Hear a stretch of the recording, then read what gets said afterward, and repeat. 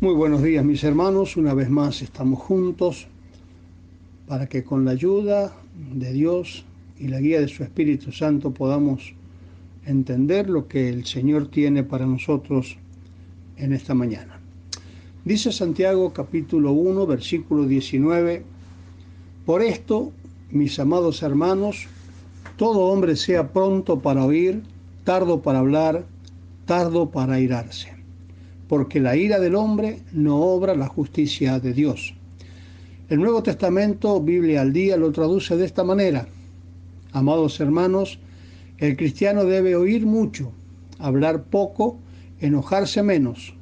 La ira no nos pone bien con Dios.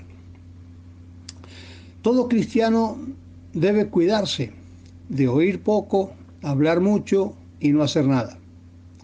La fórmula de Santiago es la opuesta: oír mucho, hablar poco y hacer todo lo que Cristo manda. Todo cristiano debería saberlo. Santiago dice: por esto, mis amados hermanos, no porque no lo sepamos, sino porque lo hemos olvidado. Todo hombre debe ser pronto para oír. Ser rápido para oír significa atender, prestar atención a lo que se nos dice. Oír para Santiago es escuchar, atender a lo que se nos está diciendo. Oímos todo lo que pasa y suena a nuestro alrededor, pero solo escuchamos lo que atendemos. Así también el autor de Hebreos nos exhorta a que con más diligencia atendamos a las cosas que hemos oído, no sea que nos deslicemos. Está en Hebreos capítulo 2, verso 1. Escuchar es un arte difícil de dominar, ya que significa centrar todo el interés en la persona. Escuchar es el arte de cerrar nuestra boca y abrir los oídos y el corazón. Escuchar es amar al prójimo como a uno mismo, atender a sus preocupaciones y sus problemas, que son lo suficientemente importantes como para ser escuchados. Además, Santiago dice: tardos para hablar. Cuando Santiago dice que debemos ser tardos para hablar, no está pidiendo que hagamos un voto de silencio. Santiago desea que seamos sabios al hablar. Lo que Santiago requiere no es que hablemos despacio, sino que seamos lentos para comenzar a hablar. En otras palabras, no seamos tan atropellados y dejemos que los otros también se expresen, que no apabullemos a los demás con nuestros argumentos.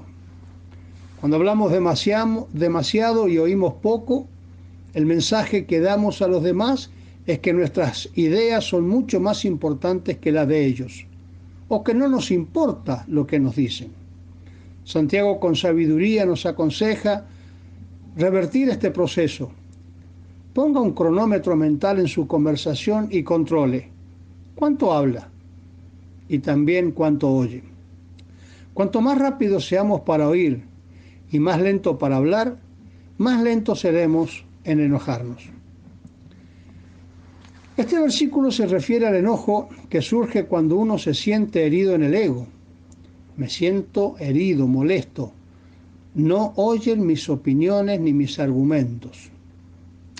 Cuando hay injusticia y pecado deberíamos enojarnos porque otros son heridos. Pero no debemos enojarnos cuando no ganamos una discusión o cuando sentimos que fuimos ofendidos o que no se nos tomó en cuenta. El enojo egoísta nunca ayudó a nadie. Por eso Santiago dice: la ira del hombre no produce la vida justa que Dios quiere. El apóstol Pablo dice en 1 Timoteo 2:8 que la ira estorba las oraciones del creyente. Pablo también dice en Efesios 4:27: airaos, pero no pequéis, y no le den lugar al diablo. Cuando permitimos que la ira nos guíe, ya no somos guiados por la ley de Dios. El hombre airado provoca desacuerdos y el violento comete muchos pecados, dice Proverbios 29:22. En vez de ello, el creyente debe controlar su temperamento, orar pidiendo sabiduría y obedecer la ley de Dios. Dice Proverbios 20:15: hay oro y multitud de piedras preciosas, mas los labios prudentes son joyas preciosas. Que el Señor nos bendiga y que podamos ejercitar esto que la palabra del Señor nos ha dicho en esta mañana. Ser prontos para oír, tardos para hablar y yo diría mucho más tardos para enojarnos. Que tengan un buen día y será hasta mañana.